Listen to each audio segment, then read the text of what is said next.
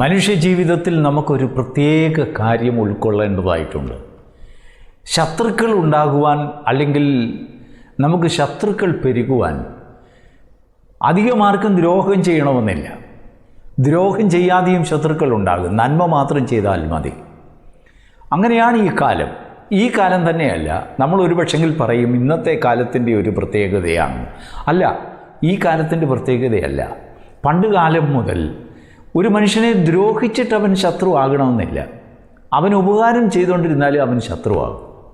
ദൈവത്തിന് സ്തോത്രം. എന്നാൽ ചില ശത്രുക്കളോട് ദൈവം പ്രതികാരം ചെയ്യുന്നതിന് മുൻപ് ആ ശത്രുക്കൾക്ക് പ്രതികാരം ചെയ്യുവാനും അവർ നമ്മെ ഉപദ്രവിച്ചതായ അനേക ഉപദ്രവങ്ങൾക്ക് തക്കതായ മറുപടി അവർക്ക് കൊടുക്കുവാനുള്ളതായ സാഹചര്യങ്ങൾ ദൈവം നമ്മുടെ മുൻപിൽ കൊണ്ടുവരും. അത് പ്രത്യേകം നമുക്ക് ശ്രദ്ധിക്കുവാനുണ്ട്. ലോകമനുഷ്യരെ സംബന്ധിച്ചിടത്തോളം ഇങ്ങനെ ഒരു പ്രത്യേകത അവർ മനസ്സിലാക്കുകയില്ല.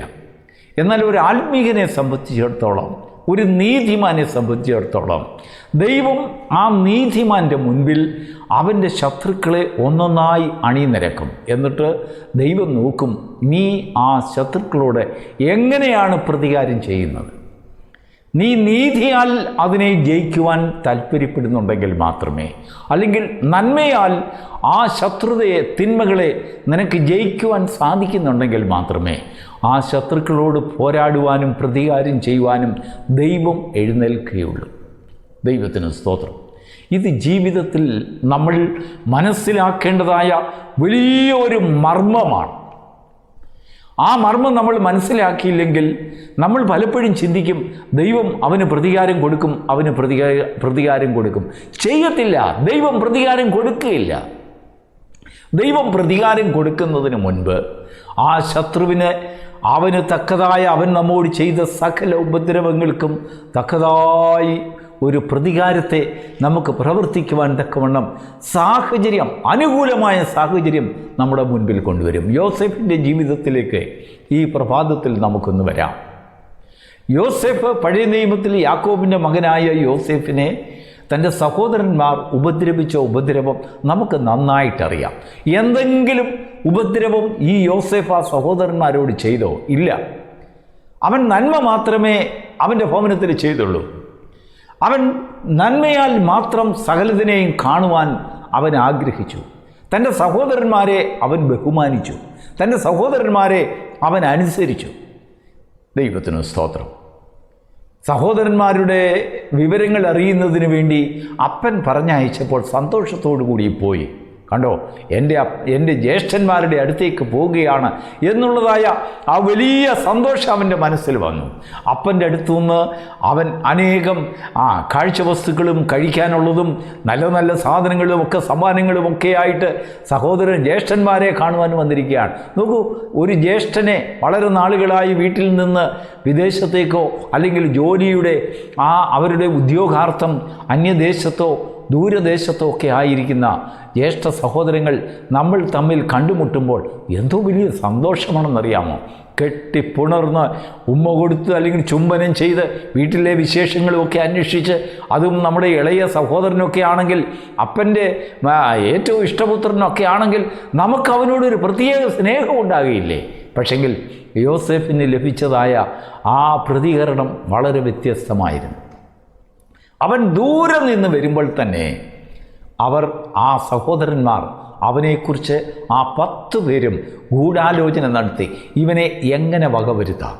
കാരണം അവൻ്റെ അപ്പന് അവൻ വളരെ പ്രിയനാണെന്നുള്ളതായ ആ ഒരു സന്തോഷമോ അല്ലെങ്കിൽ എന്തോ അവരുടെ ജീവിതത്തിൽ വലിയൊരു ഈഗോ ഡെവലപ്പായി. ഉൽപ്പത്തി പുസ്തകം 42-ാം അധ്യായത്തിലേക്ക് നമ്മൾ വരുമ്പോൾ, ആ അധ്യായത്തിൽ പറയുമ്പോൾ നാം വായിക്കുമ്പോൾ, യോസേഫിനെ ദൈവം മിസ്രയീമിലേക്ക് കൊണ്ടുവന്ന് വലിയവനാക്കി. അത് യോസേഫിനോട് കാണിച്ച വലിയ മഹാദയൊന്നുമല്ല. ദൈവം അബ്രഹാമിൽ കൂടെ തൻ്റെ ജനത്തോട് ചെയ്ത ചില വാഗ്ദത്തങ്ങളുടെ നിവൃത്തിക്ക് വേണ്ടി ദൈവം യോസേഫിനെ ഒരു കരുവാക്കി. അവനെ സഹോദരന്മാരുടെ ഇടയിൽ അവനെ നിന്ദിതനാക്കി. അവൻ സഹോദരന്മാരാൽ ഉപദ്രവിക്കപ്പെടുന്നവനാക്കി. ദൈവം ഓരോരോ സാഹചര്യങ്ങൾ കൊണ്ടുവരികയാണ്. കാരണം അവർ വിചാരിച്ചു, യോസേഫ് വിചാരിച്ചു അവനോട് ചെയ്യുന്ന ഉപദ്രവമാണ്. പിന്നീടാണ് മനസ്സിലായത്, അല്ല, ദൈവം മുന്നമേ അറിഞ്ഞ ചില പദ്ധതികളുടെ പൂർത്തീകരണമാണ് എന്നിൽ കൂടെ നടത്തിയതെന്ന് യോസേഫിന് മനസ്സിലായി. ക്ഷാമം ദേശത്ത് പെരുകി. മിസ്രൈമിലും കനാൻ ദേശത്തുമൊക്കെ ക്ഷാമം, വളരെ കഠിനമായ ക്ഷാമമുണ്ടായി. ആ ക്ഷാമത്തിൽ ആഹാരം സംഭരിക്കുവാൻ വേണ്ടി പിതാവിൻ്റെ ആലോചന സ്വീകരിച്ചുകൊണ്ട് 10 സഹോദരന്മാരും മിസ്രൈമിലേക്ക് പണച്ചാക്കും കൊണ്ടുവന്നിരിക്കുക. വലിയ പണക്കിഴി. ഓരോ സഹോദരന്മാരും അവരവരുടെ കുടുംബത്തിനും അപ്പനുമൊക്കെ കനാലിലേക്ക് കൊണ്ടുപോകുവാൻ പുറത്ത് വന്നിരിക്കുകയാണ്. ചാക്കുകളെല്ലാം കൊണ്ടുവന്നിട്ടുണ്ട്. ആ ചാക്കിൻ്റെ കൂടെ വലിയ പണക്കിഴിയാണ് കേട്ടോ. അന്നത്തെ കാലത്ത് പണക്കിഴി എന്ന് വെച്ചാൽ സ്വർണ്ണ നാണയങ്ങളും വെള്ളി നാണയങ്ങളുമൊക്കെയാണ്. രാജ്യങ്ങളുടെ അപ്രൂവലുള്ള നാണയങ്ങളല്ല, വെറും എന്താണ് പറയുന്നത്, ഓരോരോ സ്വർണ്ണ തൂക്കമനുസരിച്ചുള്ളതായ നാണയങ്ങൾ, ശെക്കൽ. അങ്ങനെ ആ നാണയ കിഴിക്കെട്ടുകളുമായിട്ട് അവർ മിസ്രൈമിലേക്ക് ധാന്യം ശേഖരിക്കുവാൻ വന്നു. യോസേഫിൻ്റെ മുന്നിൽ എത്ര മനോഹരമായ ഒരവസരം പ്രതികാരം ചെയ്യുവാൻ. യോസേഫ് പിടിച്ചു അവരെ. പല കാരണങ്ങൾ നിങ്ങൾ ഒറ്റുനോക്കുവാൻ വന്നിരിക്കുന്നവരാണെന്ന് യോസേഫ് അവരോട് പറഞ്ഞുകൊണ്ട് യോസേഫ് വലിയ ഒരു പ്രതികാര ചിന്തയുടെ ആ പശ്ചാത്തലത്തിലായി. അവർ ദൂരെ നിന്ന് കണ്ടപ്പോൾ തന്നെ യോസേഫിന് മനസ്സിലായി, കുറേ നാളുകൾക്ക് മുമ്പ്, ചില വർഷങ്ങൾക്ക് മുമ്പ് എന്നെ പൊട്ടക്കണറ്റിലിട്ട് എൻ്റെ വസ്ത്രം വലിച്ചു കീറി എന്നെ കൊല്ലുവാൻ നോക്കിയ, അല്ലെങ്കിൽ ആ മിസ്രൈമ്യർക്ക്, ആ ഇസ്മായില്യർക്ക് എന്നെ ഒരു കന്നുകാലിയെ കച്ചവടം ചെയ്യുന്നത് പോലെ, ഒരടിമയെ കച്ചവടം ചെയ്യുന്നത് പോലെ എന്നെ വിറ്റ സഹോദരന്മാർ ഇതാ വന്നിരിക്കുന്നു. മുഖച്ഛായയ്ക്ക് യാതൊരു വ്യത്യാസവുമില്ല. യോസേഫിൻ്റെ മുഖം മാറി. യോസേഫ് വളർന്നു. വളരെ വിഭിന്നമായ ഒരു മുഖസ്ഥിതിയിലും യൂണിഫോമിലും നിൽക്കുകയാണ്. അവൻ ദേശത്തിലെ മിസ്രൈം ദേശത്തിലെ പ്രധാനമന്ത്രിയാണിപ്പോൾ. അവൻ്റെ ആ കിരീടത്തോടും ആ മിസ്രൈമിലെ ആ ഡ്രസ്സ് സംവിധാനത്തോടുകൂടിയൊക്കെ ഒരു മന്ത്രി ധരിക്കേണ്ട ബഹുമാന വസ്ത്രാദികളോടുകൂടെ സഹോദരന്മാർക്ക് അല്പം പോലും മനസ്സിലായില്ല. പക്ഷെങ്കിൽ യോസേഫിന് മനസ്സിലായി, ഇവന്മാരെ ശരിക്ക് കൈ കിട്ടിയിരിക്കുകയാണെന്ന് യോസേഫിന് വിവരം മനസ്സിലായി. അവർ വരുന്നതിന് മുൻപേ യോസേഫിന് അറിയാം, ഇവൻ വരും, എൻ്റെ അടുത്ത് വരും, വന്നേ പറ്റൂ. കൃഷി അന്ന് മിസ്രൈമിലേ ഉള്ളൂ. കനാൻ ദേശത്തൊന്നും വലിയ കൃഷി ഐഡിയ ഉള്ളവരാരുമില്ല. വിതയും കൊയ്ത്തും ഒന്നും കനാൻ ദേശത്തില്ല. അവരുടെ ജീവിത രീതി വേറെയാണ്. എന്നാൽ ഇതാ ധാന്യം മിസ്രൈമിൽ നന്നായി വിളയുന്നു. മിസ്രൈമിൽ നിന്ന് കയറ്റുമതി ചെയ്യുകയാണ്. അന്നത്തെ കാലത്ത് കനാൻ ദേശത്ത് ധാരാളം അനേകം ധാന്യങ്ങൾ മിസ്രൈമിൽ നിന്ന് കയറ്റുമതി ചെയ്യുന്നതാണ്. അവർ കച്ചവടം ചെയ്യുന്നതാണ്. ഇവർ സ്വതവേ ഒരു കച്ചവടക്കാരുമാണ്. പല സാധനങ്ങൾ അന്യടുത്തുനിന്ന് വാങ്ങി ആ കനാൻ ദേശത്ത് കൊണ്ടുവന്ന് കച്ചവടം ചെയ്യുന്നവരും കൂടാണ്. കച്ചവടത്തിലൊക്കെ നല്ല ലാഭം. വർഷങ്ങൾക്ക് മുമ്പ് വിറ്റതായ തങ്ങളുടെ സഹോദരൻ്റെ ആ സംഭവത്തെക്കുറിച്ച് അവർ നന്നേ മറന്നു കളഞ്ഞു. അവൻ മരിച്ചുപോയി, ഇല്ലെങ്കിൽ ഇസ്മായില്യർ എവിടെയോ അടിമയായി അവനെ വിറ്റു, അവൻ്റെ കഥ കഴിഞ്ഞു കാണും എന്ന് അവർക്ക് മനസ്സിലായി. അവർ ചിന്തിച്ചു. എന്നാൽ ദൈവം അവൻ്റെ കഥ കഴിച്ചില്ല. ദൈവത്തിൻ്റെ പദ്ധതി അവനിൽ കൂടെ ഓരോന്നായി നിറവേറുവാൻ തുടങ്ങി. ദൈവത്തിന് സ്തോത്രം. നമ്മുടെ പ്രധാന വിഷയത്തിലേക്ക് വരട്ടെ. പ്രതികാരം ചെയ്യുവാൻ യോസേഫിൻ്റെ കയ്യിൽ തൻ്റെ സഹോദരന്മാരുടെ കൈകാലുകൾ ദൈവം പിടിച്ച് കെട്ടി അവൻ്റെ കയ്യിൽ കൊടുത്തു. അവൻ ദൈവത്തിൻ്റെ കയ്യിൽ നിന്ന് ആ സഹോദരന്മാരെ ബന്ധനസ്ഥരായി വാങ്ങി അവരെ കാരാഗ്രഹത്തിലാക്കി. പല കാരണങ്ങൾ നമ്മൾ ആ അധ്യായം വായിച്ചു, 42-ാം അധ്യായം വായിക്കുമ്പോൾ യോസേഫ് ചെയ്തതായ പല കാര്യങ്ങളും നമുക്ക് മനസ്സിലാക്കാം. അവരോട് കള്ളമാണ് പറഞ്ഞത്, നിങ്ങൾ ഒറ്റുനോട്ടക്കാരാണെന്ന് അവരോട് പറഞ്ഞതൊക്കെ യോസേഫിൻ്റെ മനസ്സിലെ ഭാരം കൊണ്ട് ഇവന്മാരെ അങ്ങ് വിട്ടാലൊക്കത്തില്ലല്ലോ. എന്തെങ്കിലുമൊക്കെ ഇച്ചിരി മര്യാദ പഠിപ്പിച്ച് അവർക്കൊരു പശ്ചാത്താപം വരുത്തിയിട്ട് മാത്രമേ അവരെ വിടാവുള്ളൂ. എന്നെ ദൈവം ഉപേക്ഷിച്ച് കളഞ്ഞില്ല, സത്യം. എന്നെ ദൈവം വിട്ടുകളഞ്ഞില്ല, സത്യം. എന്നെ ജീവനോട് നിലനിർത്തി. ഞാൻ ജീവനുള്ളവരുടെ ദേശത്ത് എന്നെ ദൈവം വളരെയധികം ഉയർത്തി മാനിച്ചു. പക്ഷെങ്കിൽ ഇവന്മാരെ അങ്ങ് വിട്ടാലൊക്കത്തില്ല. ഒരു ചെറിയ പാഠം പഠിപ്പിക്കണം എന്ന് യോസേഫിന് മനസ്സിലായി. അവൻ്റെ മനസ്സിൽ അങ്ങനെ ചിന്തിച്ചു. 3 ദിവസം 10 പേരെ പിടിച്ച് കാരാഗ്രഹത്തിലാക്കിയതായി നമുക്ക് മനസ്സിലാക്കാം. അതിൽ നമ്മുടെ ചിന്തയ്ക്കായി ദൈവത്തിൻ്റെ ആത്മാവ് ഇന്ന് നമുക്ക് തരുന്ന ഒരു വചനം, ഒരു വാക്യം, അതേ അധ്യായത്തിൻ്റെ 18-ാം വാക്യത്തിൽ 3 ദിവസം ഈ സഹോദരന്മാരോടുള്ള പ്രതികാരാർത്ഥം സഹോദരന്മാരെ ആ തടവറയിൽ അല്ലെങ്കിൽ കാരാഗ്രഹത്തിലാക്കിയതിന് ശേഷം യോസേഫ് അവരുടെ മുൻപിൽ പ്രത്യക്ഷപ്പെട്ടിട്ട് അവരോട് പറയുന്ന ഒരു വാചകം എന്താണെന്നറിയാമോ? ഞാൻ ദൈവത്തെ ഭയപ്പെടുന്നു. Praise the lord. I fear to lord. ഞാൻ ദൈവത്തെ ഭയപ്പെടുന്നു. ദൈവത്തെ ഭയപ്പെടുന്ന ഒരു നീതിമാന്റെ വാക്ക്. അവൻ്റെ ശത്രുക്കളുടെ മുൻപിൽ അവൻ വന്ന് അടിയറ പറയുക, ഞാൻ ദൈവത്തെ ഭയപ്പെടുന്നു. സഹോദരന്മാരും ഭയപ്പെട്ടു പോയി. ഇനി എന്താണ് ചെയ്യാനുള്ളത്? ഏത് ദൈവത്തെയാണ് ഇവൻ ഭയപ്പെടുന്നതെന്ന് അവർക്കറിയില്ല. അവരുടെ പിതാവായ യാക്കോബ് ഒരു ദൈവത്തെ വിളിച്ചപേക്ഷിക്കുന്നുണ്ട്. അവരുടെ വീട്ടിലൊരു ആരാധനയുണ്ട്. അവരുടെ വലിയ അപ്പച്ചൻ അബ്രഹാം ആരാധിക്കുന്ന ഒരു ദൈവമുണ്ട്. എന്നാൽ ഈ മിസ്രൈമിലുള്ള പ്രധാനമന്ത്രി ഭയപ്പെടുന്ന ദൈവം ഏതാണ്? അതവരുടെ മനസ്സിൽ വലിയൊരു ചഞ്ചലം. ഏത് ദൈവത്തെക്കുറിച്ചാണ് ഈ യോസേഫ് പറയുന്നത്? യോസേഫ് അവരോട് വ്യക്തമാക്കി, ആകാശത്തെയും ഭൂമിയെയും സൃഷ്ടിച്ച സർവശക്തനായ ദൈവമായ യഹോവ, അവനെ ഞാൻ ഭയപ്പെടുന്നു. അത് കേട്ടപ്പോൾ യാക്കോബിൻ്റെ മക്കൾക്ക് വിറയലുണ്ടായി. ആടിതറ പറ്റിയെന്ന് മനസ്സിലായി. എന്തോ സംഭവിച്ചു.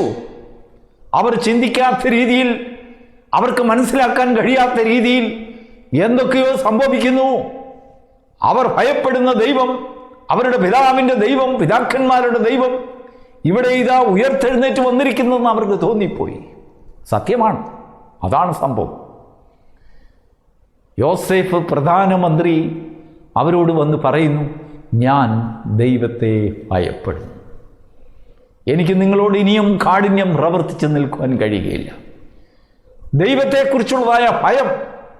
ദൈവം ചില രാത്രികൾ, ആ 3 രാത്രിയിലും യോസേഫിനോട് മല്ലടിച്ചുകൊണ്ടിരുന്നു.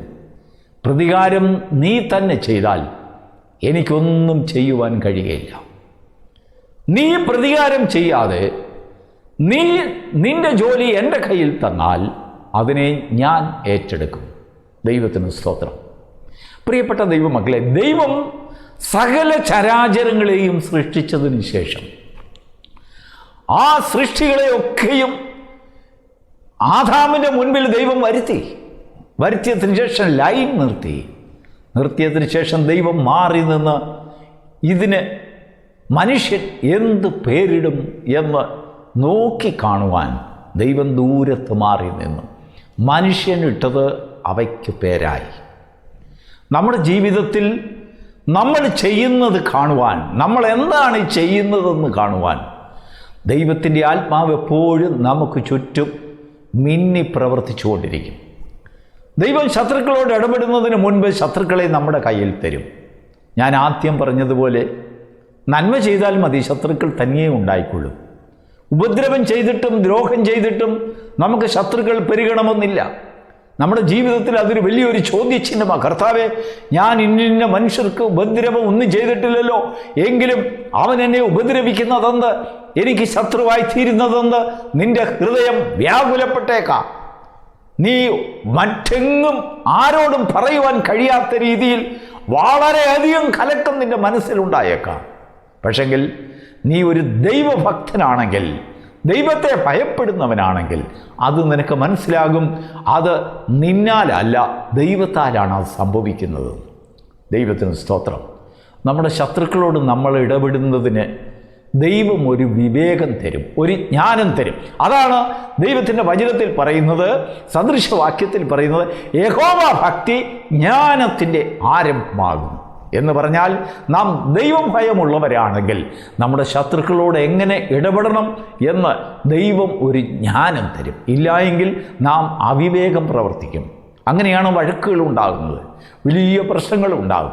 ഒരുവൻ വഴക്കിന് വന്നാൽ നാം വിവേകമില്ലാത്തവരാണെങ്കിൽ, ജ്ഞാനമില്ലാത്തവരാണെങ്കിൽ നമ്മളും കയറി ഏൽക്കും, ഒന്നിന് രണ്ട് പകരം ചെയ്യും.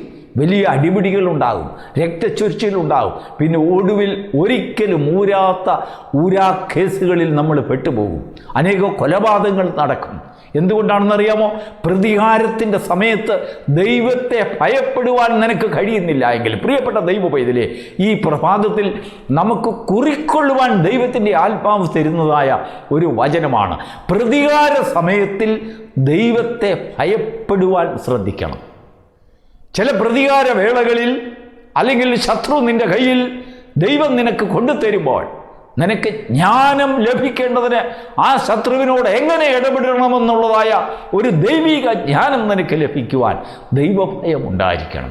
നോക്കൂ, യോസേഫ് വന്ന് പറഞ്ഞതായ വാചകം, ഞാൻ ദൈവത്തെ ഭയപ്പെടുന്നു. അതിനുശേഷം അവരോട് പറയുകയാണ്, നിങ്ങൾ ജീവനോടിരിക്കേണ്ടതിന്, നോക്കൂ, അവരുടെ ആ ശത്രുവിനെ മുടിച്ചു കളയല്ല, ആ ശത്രു ജീവനോടിരിക്കണമെന്നുള്ളതായ ഒരു ജ്ഞാനം. തൻ്റെ സഹോദരന്മാരെ അവിടെ വെച്ച് തീർക്കാമായിരുന്നു. ഇവരെ കൊന്നുകളവീന്നൊരു വാക്ക് കൽപ്പിച്ചാൽ കാരാഗ്രഹത്തിൽ നിന്ന് കൊണ്ടുവന്ന് അവരുടെ പെടലി വെട്ടിക്കളയും, തല വെട്ടിക്കളയും. ഇവർ ഒറ്റുനോട്ടക്കാരാണ്, ഇവരെ നമുക്ക് വകവരുത്തണം എന്ന് പറഞ്ഞു കഴിഞ്ഞാൽ ആ വാക്കുകൊണ്ട് തീരും. അവൻ അത്രയ്ക്ക് അധികാരമുള്ള വലിയൊരു രാജസ്ഥാനത്താണ് അവൻ ഇരിക്കുന്നത്. രാജ്യത്തിൻ്റെ രണ്ടാമത്തെ വ്യക്തി. അതെന്ത് പറഞ്ഞിരുന്നാലും അക്ഷരപ്രതി പാലിക്കുവാൻ അനേക ഭൃത്യന്മാരവിടെ കാവൽ നിൽക്കുന്നുണ്ട്. എങ്കിലും ദൈവത്തിൻ്റെ ജ്ഞാനം യോസേഫിൻ്റെ ഉള്ളിലേക്ക് കടന്നു വന്നു. അവന് പറയുകയാണ്, ഞാൻ ദൈവത്തെ ഭയപ്പെടുന്നു. യഹോവ ഭക്തി ജ്ഞാനത്തിൻ്റെ ആരംഭമാകുന്നു. അവനിൽ ജ്ഞാനം വർദ്ധിക്കുവാൻ തുടങ്ങി. ആ ജ്ഞാനത്തോടുകൂടി അവൻ പറയുകയാണ്, ഞാൻ ദൈവത്തെ ഭയപ്പെടുന്നു. നിങ്ങൾ ജീവനോടിരിക്കേണ്ടതിന് പെട്ടെന്ന് ധാന്യം കൊണ്ട് നിങ്ങളുടെ വീട്ടിൽ പോകുകയും അതിന് പേരിന് വേണ്ടി നിൻ്റെ അപ്പനെയും അവൻ്റെ അപ്പനെയും സഹോദരനെയും കൊണ്ടുവരുവാൻ അവനൊരു ഉപാധി, പെട്ടെന്നൊരു ജ്ഞാനം, ശത്രുക്കൾക്കും അംഗീകരിക്കാവുന്ന ഒരു ജ്ഞാനം, ഒരുത്തരെ ഇവിടെ നിർത്ത്, ബാക്കിയുള്ളവർ പോയിക്കാട്ട്. അപ്പോൾ മറ്റവരെന്ന് പറയാം, അത് ഞങ്ങൾക്ക് സമ്മതമാകുന്നു. സ്തോത്രം. ശത്രുക്കൾക്കും നിനക്കും ഏകപക്ഷീയമായി സമ്മതമാകുന്ന ഒരു ജ്ഞാനം ആ സമയത്ത് നിനക്കൊരുത്തിരി. അങ്ങനെയാണ് ദൈവം ശത്രുക്കളുമേൽ പ്രതികാരം ചെയ്യുവാൻ. അങ്ങനെ നീ ദൈവിക ജ്ഞാനം ഉപയോഗിക്കുമ്പോൾ ആ നിമിഷം മുതൽ നിൻ്റെ ശത്രുവിനോടുള്ളതായ പ്രതികാര ഉത്തരവാദിത്വം ദൈവത്തിൻ്റെ ആത്മാവ് ഏറ്റെടുക്കും. Praise the Lord. കുറിക്കൊള്ളുക, നിങ്ങളുടെ ജീവിതത്തിലൊന്ന് പരീക്ഷിച്ച് നോക്കുക. അനുഭവത്തോടു കൂടിയാണ് പറയുന്നത്. നാം ദൈവഭയമുള്ളവരായിരുന്നാൽ അവരുടെയും ജീവൻ അല്ലെങ്കിൽ നിന്റെ ശത്രു ഇല്ലാതായി പോകണമെന്നല്ല, അവൻ ജീവനോടെ ഇരിക്കണം എന്നുള്ളതായ ഒരു വാഞ്ചയോട് കൂടി ഒരു ജ്ഞാനം നമ്മുടെ ഉള്ളിൽ കടന്നു വരുമ്പോൾ, പ്രിയപ്പെട്ട ദൈവമക്കളെ, അവനോട് ദൈവം ഓരോന്നോരോന്നായി പ്രതികാരം ചെയ്യുവാൻ ദൈവം എഴുന്നേൽക്കും. നിന്റെ കണ്ണത് കണ്ട് സന്തോഷിക്കും. നിന്റെ ശത്രുവിന്മേൽ ദൈവം ചെയ്യുന്നതായ നടപടികൾ കണ്ട് സന്തോഷിക്കണമെങ്കിൽ നിനക്ക് ദൈവത്തിൻ്റെ ഭയമുണ്ടാകണം. നീ ദൈവത്തിൻ്റെ ജ്ഞാനമുള്ളവനാകണം. അങ്ങനെ നീ ജ്ഞാനമുള്ളവനായി അതിനെ ജയിക്കുന്നത് കാണുമ്പോൾ സ്വർഗത്തിലെ ദൂതന്മാർ പോലും സന്തോഷിക്കുകയാണ്. ദൈവത്തിന് സ്തോത്രം. നിന്റെ ശത്രുക്കൾക്ക് വിശക്കുന്നുവെങ്കിൽ അവന് കൊടുപ്പീൻ, അവനെ അനുഗ്രഹിപ്പീൻ. അവനെ ശപിക്കുകയല്ല, അവനെ അനുഗ്രഹിപ്പീൻ. ദൈവത്തിന് സ്തോത്രം. ദൈവത്തിൻ്റെ പ്രവൃത്തി ആ സമയം മുതൽ ദൈവം ഏറ്റെടുക്കും. ഒരു വലിയ വ്യത്യാസം നിൻ്റെ ജീവിതത്തിൽ കാണും. നീ അറിഞ്ഞിട്ടില്ലാത്ത പാതകളിൽ കൂടെ ദൈവം നിന്നെ നടത്തും. നിൻ്റെ കണ്ണത് കണ്ട് അതിശയിക്കും. ഇത്ര മഹത്വമുള്ള ഒരു ദൈവത്തെ നിൻ്റെ ജീവിതത്തിൽ നിനക്ക് അവകാശമായി ലഭിച്ചതിൽ ലോകത്തിലെ സകല സമ്മാനങ്ങളെക്കാളും ആ ഒരു അനുഭവം നിൻ്റെ ജീവിതത്തിൽ വലിയൊരു സന്തോഷത്തെ കൊണ്ടുവരും, ഒരു സമാധാനത്തെ കൊണ്ടുവരും. ആ ദൈവിക ജ്ഞാനം പ്രതികാര വേളകളിൽ നമുക്ക് ലഭിക്കാതിരുന്നാൽ ആപത്തുകളിലും അനർത്ഥങ്ങളിലും പെട്ട് ശത്രു നമ്മെ വശീകരിക്കും. ഈ പ്രഭാതത്തിൽ ദൈവജ്ഞാനത്താലും ദൈവഭയത്താലും ദൈവം നിറയ്ക്കുമാറാകട്ടെ. God bless you.